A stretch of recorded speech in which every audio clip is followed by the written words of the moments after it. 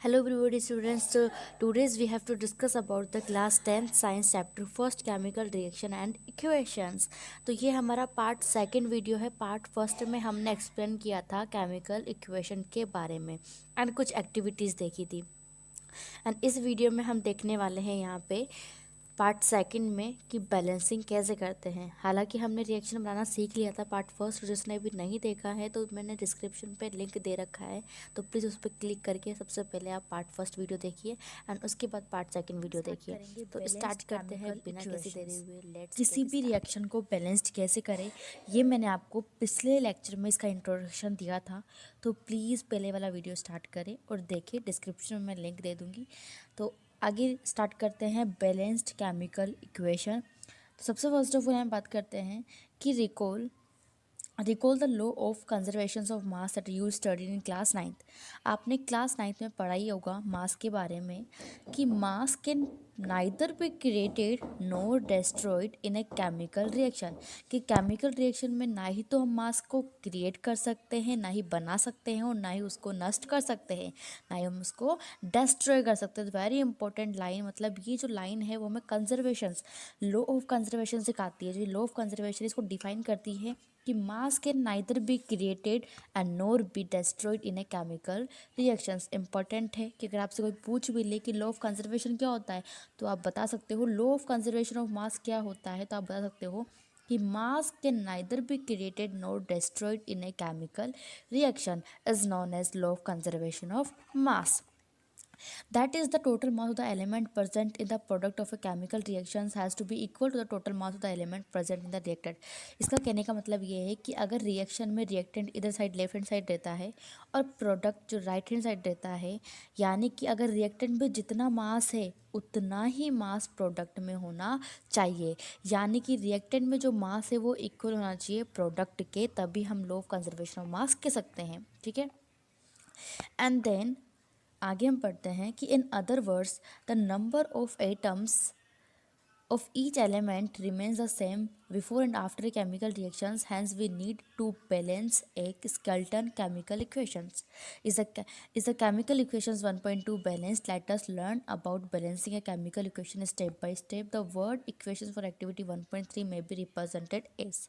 मतलब अब हम यहाँ पे केमिकल इक्वेशंस जो होती है उसको बैलेंस्ड कैसे करते हैं ये स्टेप बाय स्टेप सीखेंगे. तो सबसे पहले हमारे पास जो रिएक्शन है वो हमारे पास रिएक्शन है कि जिंक प्लस सल्फ्यूरिक एसिड से हमारे पास क्या बनता है. देखो जिंक प्लस सल्फ्यूरिक एसिड जो है ये हमारे पास रिएक्टेंट पे है. किस में है? रिएक्टेंट पे. अब इनसे हमारे पास क्या बना है प्रोडक्ट में?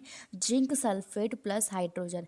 यानी कि यहाँ पे देखा गया है कि जिंक और सल्फ्यूरिक एसिड, अगर हम इसका साइन देखते हैं केमिकल फॉर्मूले में देखते हैं, देखो द अबव वर्ड इक्वेशन में भी represented by the chemical equation. अगर हम इसकी केमिकल इक्वेशन देखें तो इसकी केमिकल इक्वेशन है जिंक. जिंक का सिंबल होता है, जिंक का जो सिंबल होता है वो होता है Zn. मैं आपको ये गाइस करूँगी कि प्लीज़ आप प्रोडक्ट टेबल में से 1 से लेके 20 तक तो एलिमेंट्स के नेम याद कर लो. और मैं इसकी भी वीडियो जल्द डालने वाली हूँ कि 1 से लेके 20 तक एलिमेंट्स के नेम और उनके एटॉमिक नंबर, ताकि एक अच्छी ट्रिक से ताकि आपको याद हो जाए और आपको हर इक्वेशंस में इजी लगे. केमिकल फॉर्मूला मोस्ट इंपॉर्टेंट है. मैं बिल्कुल इसकी वीडियो बनाऊंगी. ठीक है. तो देखो जिंक का जो सिंबल होता है वो हमारे पास क्या होता है? Zn. एंड सल्फ्यूरिक एसिड का जो फॉर्मूला होता है वो होता है H2SO4. H2SO4 ये है सल्फ्यूरिक एसिड. क्या है? Sulphuric acid. जिसमें हमारे पास H मतलब होता है हाइड्रोजन. H2 जो H है वो हाइड्रोजन और SO4 सल्फ्यूरिक. ठीक है. तो H2SO4 क्या बनकर बनाया है? Sulphuric acid. अब इसमें ये देखो कि जिंक प्लस सल्फ्यूरिक एसिड यानी कि Zn प्लस H2SO4 क्या बनाया है? ZnSO4 प्लस H2 यानी कि जिंक सल्फेट. यानी कि देखो यहाँ पे क्या हुआ है कि जिंक ने किसको रिप्लेस कर दिया है? हाइड्रोजन को. और क्या बना लिया है? Zinc SO4. यानी कि जिंक जो है वो H2SO4 से मिलकर बना. तो जिंक ने क्या किया? H2 को रिप्लेस कर दिया और क्या आ गया? Zinc SO4. और H2 को बाहर निकाल दिया. ठीक है. सेम इसी सिमिलरली ऐसे हुआ है ना कि जिंक प्लस H2SO4 एंड जो arrow zinc sulphate plus hydrogen. ठीक है. इससे ये रिएक्शन बनी है. अब इस रिएक्शन में हमें देखना है क्या रिएक्टेंट में और प्रोडक्ट में दोनों में मास सेम है या नहीं है. तो चलो आगे देखते हैं. हम इसको बैलेंस करते हैं. Let us examine the number of atoms different elements on both sides of an arrow. अब हम एग्जामाइज करते हैं कि नंबर ऑफ एटम्स दोनों तरफ डिफरेंट है या सेम है, देखते हैं। सबसे पहले इन्हीं जो ये एलिमेंट्स होते हैं, जैसे जिंक हो गया, सल्फर हो गया, हाइड्रोजन हो गया, ये क्या होते हैं? एलिमेंट्स होते हैं। क्या होते हैं? एलिमेंट्स। इन्हें हम बोलते हैं एलिमेंट्स, जैसे zinc, hydrogen, sulphur, oxygen.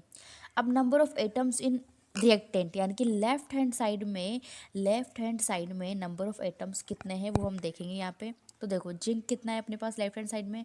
Only one, हमने किया वन। एंड हाइड्रोजन कितना है? टू। एंड सल्फर कितना है? वन। एंड ऑक्सीजन कितने हैं? फोर। ये तो हमारी बात हुई लेफ्ट हैंड साइड की। अब हम बात करते हैं राइट हैंड साइड में, यानी कि प्रोडक्ट में जिंक हमारे पास है वन एंड हाइड्रोजन हमारे पास है टू। ठीक है, ये दोनों तो इक्वल है, जिंक भी वन वन है और हाइड्रोजन भी टू टू है। ठीक है, सल्फर कितना है? सल्फर हमारे पास एक है। ठीक है, ये दोनों भी इक्वल है। अब ऑक्सीजन कितना है? फोर फोर, यानी कि फोर फोर सेम है। यानी कि इससे ये मतलब निकलता है कि सारे जो एलिमेंट्स है वो बिल्कुल सेम है, तो इनके मास भी क्या होंगे? सेम होंगे। तो यानी कि ये इक्वेशन जो है वो क्या है? बैलेंस्ड है। क्योंकि आप देख रहे हो कि लेफ्ट हैंड साइड में भी सारे जो एलिमेंट्स है वो सेम है और राइट हैंड साइड में भी सारे एलिमेंट्स क्या है? सेम है। तो यानी कि इसका जो मास है वो भी सेम रहेगा। यानी कि as the number of atoms of each element is the same on both sides of the arrow, तो is a balanced chemical equations. अगर नंबर ऑफ एटम्स दोनों तरफ सेम है तो यानी कि उसका मतलब क्या हो गया? कि ये बैलेंस्ड केमिकल इक्वेशन है। ठीक है, अब let us try to balance the following chemical equations. अब हम ट्राई करते हैं इस वाली इक्वेशन को बैलेंस्ड करने की। तो देखो, सबसे पहले यहाँ पे क्या है? एफी किसका सिंबल होता है? एफी होता है आयरन का। एफी किसका सिंबल होता है? आयरन का। और H2O क्या होता है? H2 तो पता ही होगा। H2 किसे बोलते हैं? वाटर को। क्या वो किसे बोलते हैं? वाटर को। एंड आयरन प्लस वाटर क्या मिलकर बनाएगा? Iron oxide. क्या मिलकर बनाएगा? Iron oxide plus hydrogen. Similarly जैसे अपन ने पहले वाली जो रिएक्शंस देखी थी जिंक प्लस सल्फ्यूरिक एसिड की, सिमिलरली वैसे हुआ है यहाँ पे। जो आयरन है उसने क्या कर दिया? हाइड्रोजन को रिप्लेस कर दिया और ऑक्सीजन से रिएक्ट हो गया। तो क्या बन गया? आयरन ऑक्साइड प्लस H2 को बाहर निकाल दिया। ठीक है, अब देखो, सबसे पहले हम आप बात करते हैं यहाँ पे कि LHS में बात करेंगे और RHS में बात करेंगे। ठीक है, हम इसकी टेबल बनाते हैं खुद। तो यहाँ पे देखते हैं कि जो Fe है वो कितना है लेफ्ट हैंड साइड में? Only one. ठीक है, राइट हैंड साइड में कितनी है? थ्री। ओके, अब हाइड्रोजन की बात करते हैं। हाइड्रोजन कितना है? टू लेफ्ट हैंड साइड में, और राइट हैंड साइड में कितना है? टू। ठीक है, एंड ऑक्सीजन की बात करते हैं। ऑक्सीजन कितना है यहाँ पे? Only one. And right hand side में कितना है? फोर। ओके, अब क्या वन और थ्री यानी कि एफ ही लेफ्ट हैंड साइड और राइट हैंड साइड में इक्वल है? No, not equal. अब हाइड्रोजन तो सिमिलर है। ठीक है, हाइड्रोजन सिमिलर है, हाइड्रोजन में कुछ भी नहीं करना। क्या ऑक्सीजन सिमिलर है? नहीं। तो अब हम क्या करें इस रिएक्शन में ताकि दोनों इक्वल हो जाए? तो सबसे पहले मेन मोटिव क्या है आपका कि कौन कौन से ज़्यादा है, कौन कौन से कम है। एफ ही यहाँ पे कितना है? वन, और यहाँ पे कितना है? थ्री। तो यहाँ पे तो थ्री का थ्री रहेगा, लेकिन हम इधर भी लेफ्ट हैंड साइड में क्या करते हैं? थ्री, यानी कि हम एफ ई को थ्री से मल्टीप्लाई कर देते हैं। तो सिमिलरली हो गया, यहाँ पर भी थ्री एफ ई हो गए और यहाँ पर भी थ्री एफ ई हो गए। ठीक है, हमारे पास आयरन तो बैलेंस्ड हो गया। एंड अब किसको बैलेंस करना है? ऑक्सीजन को। ठीक है, अब ऑक्सीजन जो है यहाँ पे कितना है? फोर, और यहाँ पे ओनली वन। तो हमें किससे मल्टीप्लाई करना पड़ेगा? फोर से। किसको? ऑक्सीजन को। तो मैंने यहाँ पे किससे मल्टीप्लाई किया? ऑक्सीजन से। बट यहाँ पे देखो 4H2 है, तो H2 कितना हो गया? टू फोर जा एट, यानी कि H2 कितना हो गया? एट हो गया। बट हमें इधर भी ऐड करना पड़ेगा, तो कैसे करेंगे? इधर भी हम हाइड्रोजन को किससे मल्टीप्लाई कर देंगे? फोर से। आई होप आपके समझ में आया होगा। अब देखो हमारी रिएक्शन को कैसे रिएक्शन हो गई। रिएक्शन कैसे हो गई? Three F E plus four H two, यानी कि एफ आयरन भी कितना है? थ्री, और इधर भी कितना है? थ्री, यानी कि ये भी थ्री, ये भी थ्री, दोनों इक्वल। ठीक है, हाइड्रोजन एट हो गया और इधर भी कितना हो गया? एट, ये भी इक्वल। एंड ऑक्सीजन इधर भी कितना हो गया? फोर, और इधर भी कितना हो गया? फोर, ये भी इक्वल। क्या हमारी इक्वेशन बैलेंस्ड हो गई? बिल्कुल बैलेंस्ड हो गई। देखो, हमें इसको क्या करना है? थ्री से मल्टीप्लाई करना है, इसको फोर से, और इसको फोर से। अब हमारी जो इक्वेशन है वो बिल्कुल बैलेंस्ड हो चुकी है। सिमिलरली आपको सारी इक्वेशन को ऐसे ही बैलेंस्ड करना है जैसा कि अभी हमने किया है। तो चलो आगे तक चलते हैं। अब हम स्टेप बाय स्टेप सीखेंगे कि इसमें बैलेंस्ड कैसे करते हैं। ये मैंने थोड़ा सा रिकेप दिया था, जो मैंने बैलेंस्ड करवाया था वो थोड़ा सा रिकेप था। अब हम स्टेप बाय स्टेप देखते हैं कि हम कैसे बैलेंस्ड करते हैं। ठीक है। To balanced a chemical equation first draw boxes around each formula. किसी भी रिएक्शन को बैलेंस्ड करने से पहले हमें सारे फॉर्मूले पे क्या बना देना है, बॉक्स बना देना है। जैसे कि इसमें बनाया हुआ है वैसे हमें क्या बना देना है, बॉक्स। ठीक है। Do not change anything inside the box while balancing the equation. Balance करते वक्त आपको यहाँ पर कुछ भी चेंज नहीं करना है। ठीक है। जैसे आपने S2 को इधर कर दिया, Fe को इधर कर दिया, ऐसा कुछ भी नहीं करना है। ठीक है। Step number first I hope आपको समझ में आ ही चुकी होगी कि सबसे पहले आपको बॉक्स बना देना है केमिकल फॉर्मूले में, और केमिकल फॉर्मूले में कुछ भी चेंज नहीं करना है। ओके, आगे चलते हैं। Step number second. Step number second है कि list the number of atom of different element present in unbalanced equation.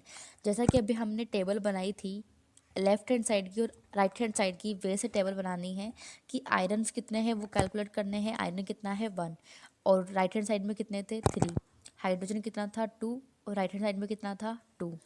Oxygen कितना था 1, और इधर कितना था 4। ये हमने टेबल बनाई थी, बिल्कुल बनाई थी। तो step number, I hope step number second भी क्लियर है।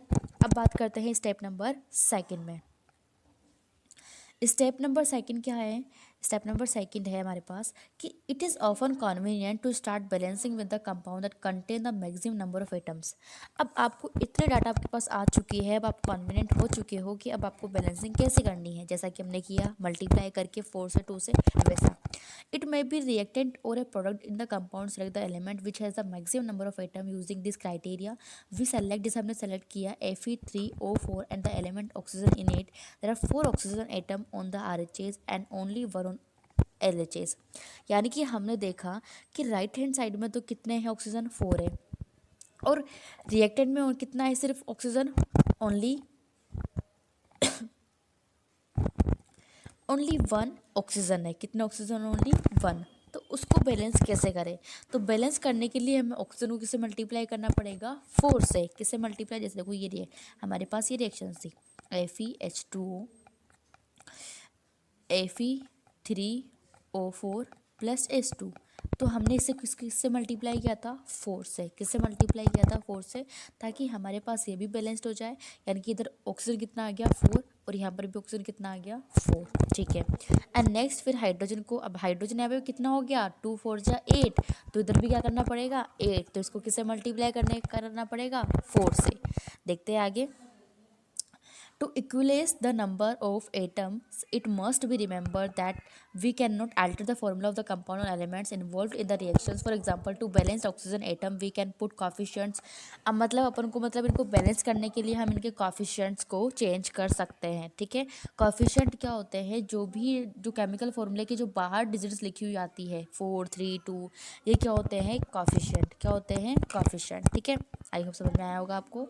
एंड नॉट H2O4 और H2O4, ना हम इसको H2O ऐसे करके 4, नहीं, ये कॉफिशिएंट आपका बिल्कुल भी नहीं है। कॉफिशिएंट सिर्फ आगे लगता है, जैसे 4H2O, इसे हम कॉफिशिएंट बोलेंगे। ठीक है। Okay, now the partially balanced equations. अब हमारे पास जितनी हमने बैलेंस्ड करी थी वो हम देखते हैं यहाँ पे। Fe4H2O Fe3O4 प्लस H2 हमारे पास बन चुका है।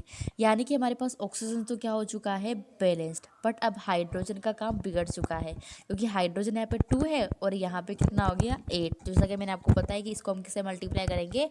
4 से। कुछ भी नहीं है, स्टेप नंबर 4 वही है। स्टेप नंबर जो 4 है, यानी कि Fe and hydrogen atom are still not balanced. Pick any of these elements to proceed further. Let us balance the hydrogen atom in the partially balanced equation. To equalize the number of hydrogen atom, make the number of molecules of hydrogen as 4 on the RHS। कुछ भी नहीं करना। जैसे कि H2 जो यहाँ पे 8 हो चुका है, तो हमें इधर भी क्या करना है 8, तो इससे हम किससे मल्टीप्लाई करेंगे? 4 से। तो द इक्वेशन वुड भी, तो इक्वेशन क्या हो गई? कुछ ऐसा हो गई। यानी कि यहाँ पे क्या हो गया इक्वेशन में? हाइड्रोजन भी बैलेंस्ड हो गया और ऑक्सीजन भी बैलेंस्ड हो गया। लेकिन फिर भी एक काम तो बिगड़ रहा है यहाँ पे। वो काम है हमारे पास आयरन का। आयरन का काम है, क्योंकि यहाँ पे तो आयरन 1 है और यहाँ पे 3 है, तो हमें यहाँ पे तो कुछ करना पड़ेगा। तो हम इसे किससे मल्टीप्लाई कर देंगे? 3 से। चलते हैं आगे स्टेप नंबर 5 में, यानी कि examine the above equation and pick up the third element which is not balanced. यानी कि आयरन जो बैलेंस्ड नहीं है, अब हम उसको बैलेंस करेंगे। That only 1 element is left the balance, that is iron. ठीक है। आयरन जैसे एफ यहाँ पे कितना है 1, इसको 3 से मल्टीप्लाई कर देंगे तो दोनों तरफ यानी कि रिएक्टेंट एंड प्रोडक्ट में दोनों तरफ इक्वल हो जाएगा, बिल्कुल होएगा। तो टू इक्वलाइज एफ यानी कि आयरन को इक्वल करते ही जो हमारे पास रिएक्शन आएगी वी गेट रिएक्शंस, तो ये वाली रिएक्शंस आएगी। और ये this is the balanced reactions. कौन सी रिएक्शन है ये? बैलेंस्ड, क्योंकि अपन ने सारे एलिमेंट्स को बैलेंस्ड कर दिया है। स्टेप नंबर 6 जो है वो है कि finally to check the correctness of the balanced equations we count atom of each element on both sides of the equations। 3 iron मतलब 3 Fe plus 4 H2O arrow Fe3O4 plus 4 H2O, ठीक है, यानी कि ये बैलेंस्ड इक्वेशंस है। The number of atom of element on both sides are equal, this equation is now balanced। This method of balancing chemical reaction is called heat and trial method। यानी कि जो अपन ने इक्वेशन को balanced किया है इस method को हम बोलते हैं हीट एंड ट्रायल मेथड, ठीक है। This is a very important, अगर आप बुक लेके साथ में बैठे हो तो प्लीज़ अंडरलाइन कर लीजिए इस चीज़ को कि हीट एंड ट्रायल मेथड है। तो as we make trials to balance the equation by using the smallest whole number coefficient. अब स्टेप नंबर 6 जो है वो है कि writing symbols of physical states. Carefully examine the वो balanced equation 1.9।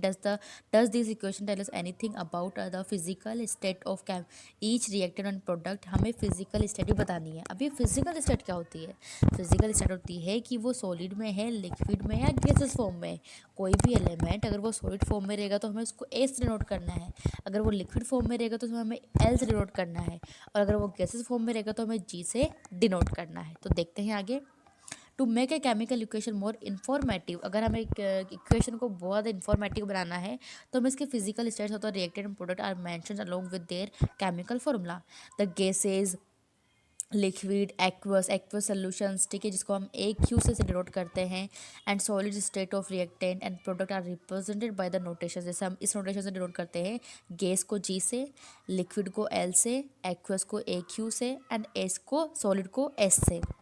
Respectively, the word aqueous is written if the reactant or product is present as a solution in water। aqueous कब करते हैं?